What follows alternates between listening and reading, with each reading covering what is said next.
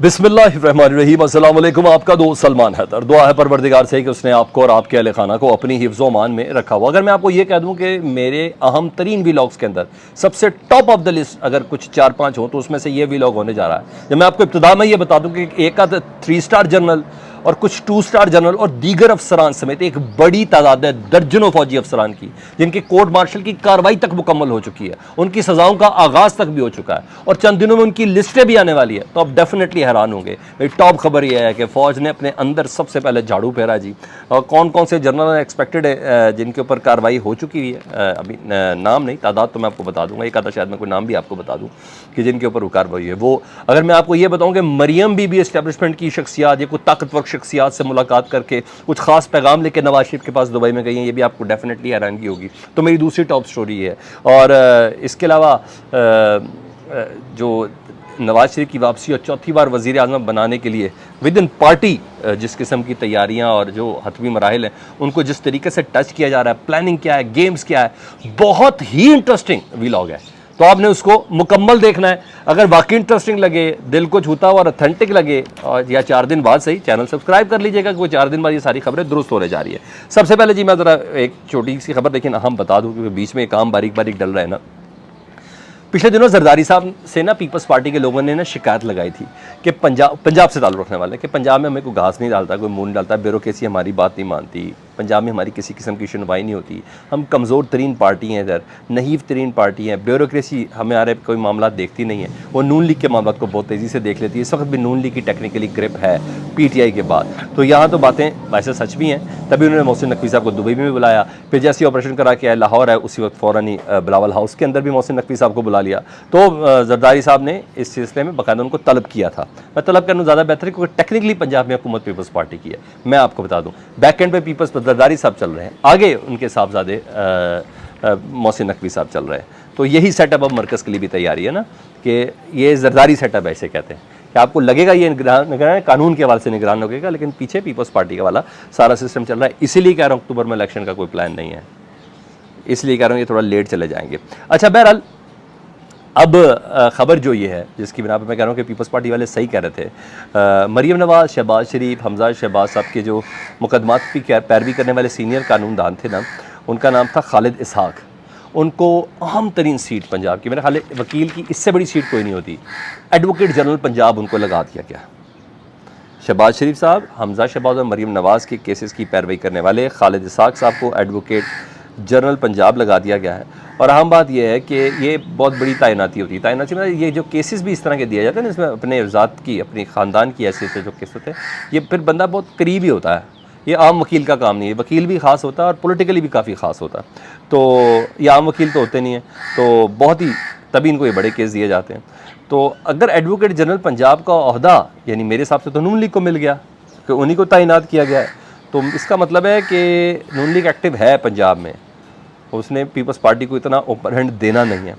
और वैसे भी न्यूट्रल हुकूमत है यार, मगर अंधेर नगरी चौपड़ राज भी है, वो कैसे एक पॉलिटिकल एफिलिएटेड बंदे को एडवोकेट जनरल लगा सकती है। मगर यहाँ सब कुछ हो रहा है, ये सब कुछ है।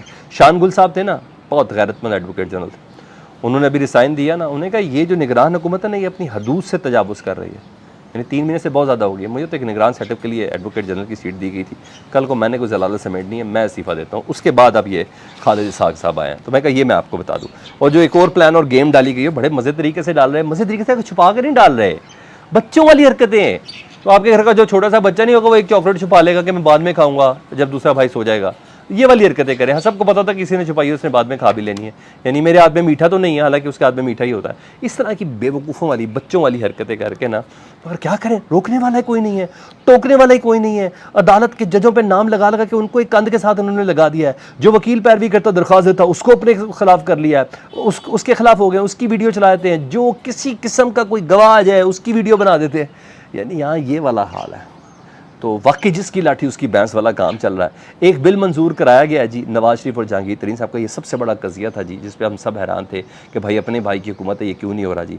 नवाज शरीफ और जहांगीर तरीन की ताहयात नाअहली ख़त्म कराने के लिए, मतलब चीज़ें अब अपने कंक्लूजन की तरफ जा रही हैं। मुझे इस बातों से अंदाज़ा हो रहा है, नवाज शरीफ साहब का दुबई आना, मुलाकातें करना, नैब के कल वो प्लॉट्स देने वाले केसेस ख़त्म होना, ये सारी चीज़ें बता रहे हैं कि वापसी की तैयारी है और चौथी बार वज़ीर आज़म बनने की तसल्ली है बहुत ज़्यादा।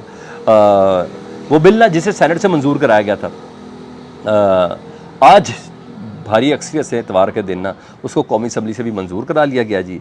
और नवाज शरीफ और जहांगीर तरीन की ताहियात नाहली के हवाले से टाइमिंग देखें, आज ही आरिफ अलवी साहब हज पे गए हैं और रवाना हुए हज पे, उधर ये बिल असम्बली से मंजूर करा लिया गया है। 24 घंटों में बिल कायम मकाम सदर यानी सादिक संजरानी साहब के सामने पेश हुआ। हालांकि उन्होंने भी हज पे जाना, उनको रोका है आपने नहीं हज पे जाना, नहीं नहीं नहीं नहीं आपने हज पे नहीं जाना, अपने पहले ये दस्तखत कर दें। तो सादिक संजरानी साहब, हालांकि उसके बाद स्पीकर बनते थे ना, तो स्पीकर भी हज पे चले गए। तो सादिक संजरानी साहब को रोका गया था कि जनाब आपने ये दस्तखत करने और फिर दस्तखत करके जाएंगे। तो बस प्लान और टाइमिंग देख लें, कानून नाफिज हो गया जी। सादिक संजरानी साहब कल साइन कर देंगे 24 घंटे के अंदर अंदर। फिर नवाज शरीफ और JKT की नाअहली ख़त्म हो गई जी। जहांगीर तरीन भी लंदन में बैठे नवाज शरीफ से यही मुलाकातें कर रहे हैं कि सर करना क्या, मैं हुई नाअहल तो मैं क्या करूँगा। नवाज शरीफ कह रहे हैं मैं भी नाअहल हूँ, चलो मैं बदरा कोशिश मज़ीद तेज़ कर लेके देख लेते हैं। तो बस कहते हैं ना हम चुटकियों में सारे केस ख़त्म करें, तो चुटकी में केस कैसे ख़त्म होते हैं, मेरा ख्याल है इससे ज़बरदस्त मिसाल कोई नहीं है। और लंदन प्लान ना दुबई शिफ्ट होने के भी बड़े मानी है, इसके भी बहुत ज़्यादा मानी है। वो जो लंदन प्लान बना था वो दुबई में उसकी दीगर एपिसोड से मरियम नवाज साहबा ने कहा जा रहा है कि पाकिस्तान में अहम शख्सियात से मुलाकात की है। कुछ इस्टेब्लिशमेंट के मुतालिक भी कह रहे हैं, शायद बड़ों से मुलाकात है, तो मुलाकात की है और ताकतवर लोगों से शख्सियात से वो उनके पैगाम लेके नवाज शरीफ साहब के पास गई हैं। ज़्यादा तो ताकतवर नहीं देनी, तो ऐसे थोड़ी हो सकता। नहीं तो कोई कहेगा भाई 16 साल से हुकूमत है अपने भाई की, तो नवाज शरीफ साहब नहीं आ रहे, इजाज़तें नहीं मिल रही। अब इजाज़तें मिली हैं तो दुबई तक पहुँचे ना जी, इजाज़तें मिली तो केस ख़त्म हो रहे हैं ना, इजाज़तें मिली तो ये कानून साजी हो रही है ना। क्या हो गया अब भी सादिक संजरानी को एक फ़ोन खड़क जाए ना, जिस तरह चेयरमैन सेनेट के लिए उनके चेयरमैन सेनेट बनाने के लिए फ़ोन खड़के थे, अभी खड़क जाए खबरदार साइन नहीं करने तुमने, मैं देखता हूँ किसी ने खबरदार करना ही नहीं तो साइन हो जाने। तो यही चीज़ है। तो इन मुलाकातों का अब जो आउटकम है ना, जो नवाज शरीफ साहब के लिए पैगाम मरियम बीबी लेके गई हैं, वो अब दुबई में निकलेगा। लेट्स सी देखें क्या होता है। एक और ख़बर देता हूँ, फिर मैं उस जर्नल्स के कोर्ट मार्शल्स की बात करूँगा जी। फवाद चौधरी साहब के मुतालिक ख़बर है, और कोई और नहीं, मुस्लिम लीग काफ के जो सरबराह चौधरी शुजात हुसैन और रूह रवां उनके साहबजादे शाफी हुसैन, वो कंफर्म कर रहे हैं कि जी फवाद चौधरी साहब से हम राब्ते में हैं, फवाद चौधरी मेरे राब्ते में, कंफर्म किया है। अच्छा, इसका मतलब फवाद चौधरी अगर इस्तेकाम पार्टी में नहीं जाना चाहते तो वो काफ लीग में चले जाएंगे, क्योंकि ये तय है कि आइंदा हुकूमत में हुकूमत साजी के अंदर ना काफ लीग का एक अहम रोल होगा, इस्तेकाम पार्टी से ज़्यादा काफ लीग का रोल होगा, ये मुझे इतना कंफर्म है। तो ये बात है। अब आ जाऊँ ज़रा मैं कुछ चीज़ों की, कुछ खबरें चल रही हैं जी, और बल्कि क्लेम करने वाला बताता हूँ, ये ना मेरे पास ऊपर ही आ जाए ना सारा मामला, तो मैं ज़रा एक सोर्स भी दे देता हूँ। शफकत इमरान इस्टेब्लिशमेंट के बहुत करीब हैं, मरियम नवाज़ के भी बहुत ज़्यादा करीब हैं, अंदर की खबरें दूर की कौड़ी लेके आते हैं।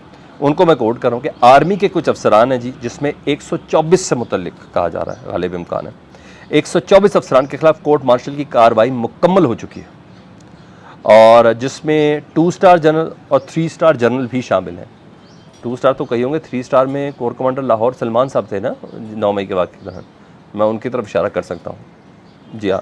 तो इनको सज़ाएँ भी हो चुकी हैं, यानी इनके कोर्ट मार्शल हो चुके हैं, और डिसिप्लिन का मामला होता है, यहाँ फ़ौज में तो ये मामला है तो वो फ़ौरन कर देता है। आर्मी चीफ पहले ही कह चुके, जो मैंने आपको सुबह रिपोर्ट किया था कोयटा की सिक्योरिटी कॉन्फ्रेंस में, कि 9 मई के वाक़यात के अंदर के या बाहर का कोई शख्स, यानी इदारे के अंदर का या इदारे से बाहर का भी कोई शख्स हो, उसको बिल्कुल भी माफ़ नहीं किया जाएगा। यहाँ तक उन्होंने कहा था कि मेरा बेटा भी हो तो मैं उसको माफ़ नहीं करूँगा, उसको भी सज़ा मिलनी चाहिए।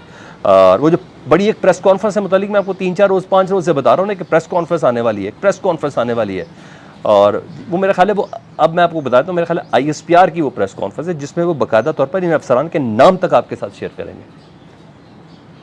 और उसमें मे भी पॉसिबल DGI-SI भी मौजूद हो उस प्रेस कॉन्फ्रेंस में, और बड़े कंक्रीट एविडेंस के साथ वो प्रेस कॉन्फ्रेंस होनी है, जिसको जुटलाना इतना आसान नहीं होगा। तो ये है, इसलिए ना इन अफसरान का नाम बताया जाएगा, ताकि बताया जाए पब्लिकली, कि पैगाम दिया जाए कि हमने सबसे पहले अपने लोगों को लटकाया, बाकी की बात बाद में, पहले हमने अपने लोगों को लटकाया। तो बस देख लेना, ज़ीरो टॉलरेंस। फीडबैक से मुतालिक ज़रूर आगाह कीजिएगा। अपना बहुत ज़्यादा ख्याल रखें। अल्लाहुम्मा सल्ली अला मुहम्मद व आले मुहम्मद।